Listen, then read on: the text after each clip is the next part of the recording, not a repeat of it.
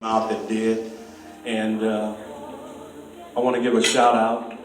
After 50 years, Stephen, not my wife said I can't call him Stevie, he's a grown man. Stephen Hopkins, he's my blood brother. I didn't know this, but he told me my mother took the razor blade and cut our finger. That's child abuse, and so I don't remember that. I don't remember. I thought we did it ourselves, but that's my blood brother. I love him. And Rod Washington, the guy I met, I think I was in the 7th grade. He moved down the street on 104th Street. And then Leo Bryant back there. Donald Watkins I've known since the 2nd grade. Wow. Now, in 1964, we moved out of Watts.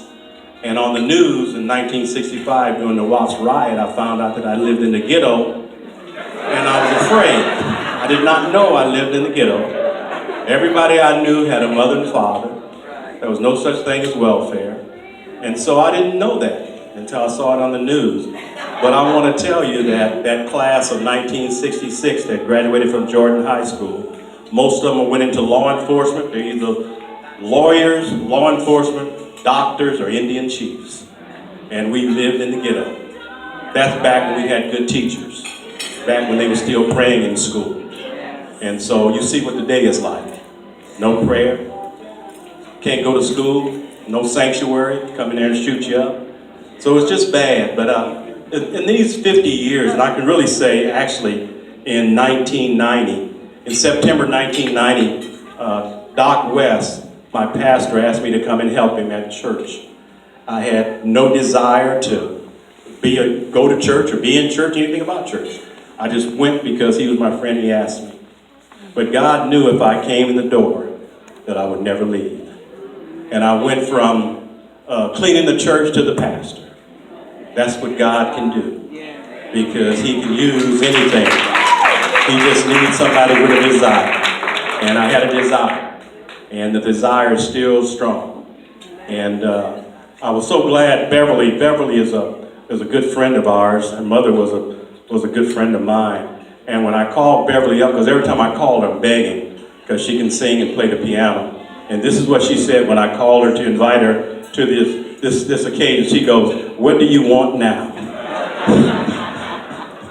But God is good, and she's here, and I'm so happy that. And I really want everybody to have a beautiful time. I know Herb's gonna be mad if I don't say something about him. This is my son. His name is Herbert, just like mine, and he's just a little bit of guy, just a little bit of guy, and. He's special.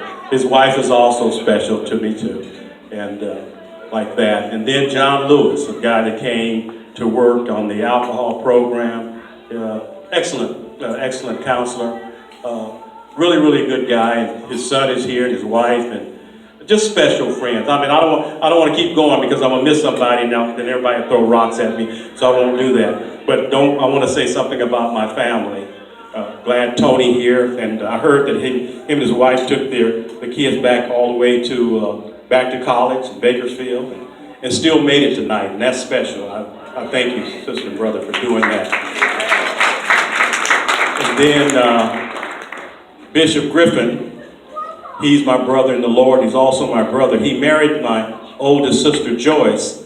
My oldest sister Joyce, and I didn't know this until I was probably grown. I did not know she was 5 years older than me.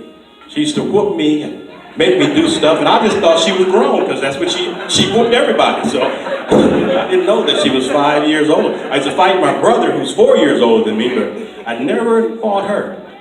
I thought she was grown, but found out later that she wasn't. And she's just special.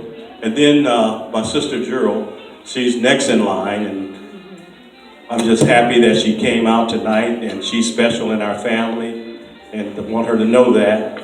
And then Gloria, I told my sister Gloria, my mother has stole her body. Whenever she gets up to testify, I can close my eyes and I think my mother's at church. And so God did that, and just special.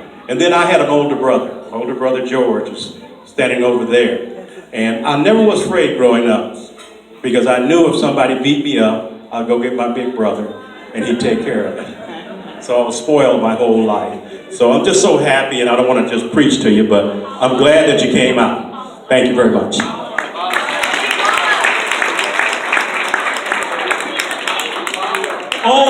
No.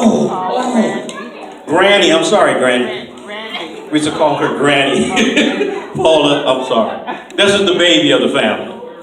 That's the baby. Paula. Baby, don't say this baby. Oh, Randy. Look here, I told you if I started, I'd miss somebody. Thank you, Randy, for coming. Another one of my brothers. Now, I can forget people. I'm 72 years old. I have 11 brothers and sisters. So you can forgive some people.